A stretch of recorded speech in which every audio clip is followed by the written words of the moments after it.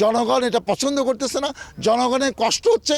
অতএব জনগণকে রক্ষা করা এই এলাকায় এমপি হিসেবে এটা আমার দায়িত্ব। আমার নাম্বার ওপেন 01722222208, আমাকে জানাবে, আমি প্রশাসনকে মেসেজ দিয়ে দেবো কোথায় কোথায় চাঁদাবাজি হচ্ছে। এটা বন্ধ রাখতেই হবে, এটা আমাদের প্রতিশ্রুতি। জনগণ আমাকে ভোট দিছে, অতএব জনগণের প্রতিশ্রুতি বাস্তবায়ন ছাড়া আমার কোনো উপায় নেই। বিএনপিতে কিন্তু সন্ত্রাসী চাঁদাবাজার জায়গা হবে না, সবার সন্ত্রাস চাঁদাবাজ মুক্ত হবে, বাস। এটা আমার কমিটমেন্ট, এটা 100 দিনের মধ্যে আমার বাস্তবায়ন করতে হবে। আমি নিজে আসছি, কারণ এইটা দেখে 20 টাকা আমার চাঁদাবাজি বন্ধ হবে।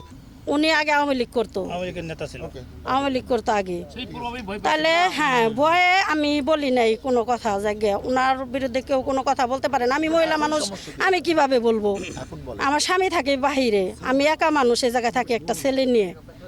তাহলে আমি এখন বাড়ি করব, সব কিছু মিলাদ টিলাদ পড়াইছি। রুবেল ভাই সাথে ছিল, হ্যাঁ মিলাদের সময় সাথে ছিল রুবেল ভাই।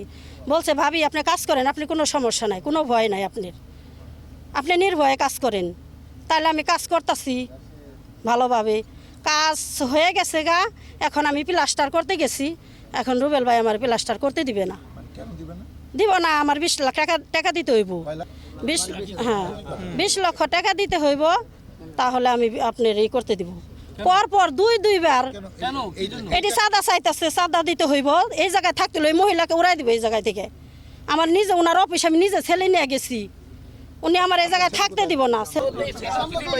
চাপেই নাই, চাপাইতেই পারে না, মুরব্বীরা ওনারা চাপাইতেই পারে না। আছে আসমাম আছে, ভাই আছে, এখন সাথে বসে একটা মীমাংসা দিমুনি। উনি কইলে কি 2 দিন ঘুরছে জসিম, কয় আমি কোনো বিচার টিচারে বলবো না। না, এটা তো এলাকা কেউ ভালো চোখে দেখে না।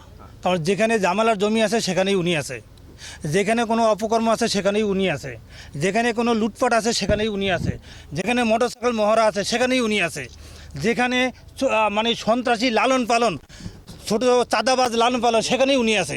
এই সমস্ত প্রত্যেকটা সেক্টরে ওনার পদচারণ আছে।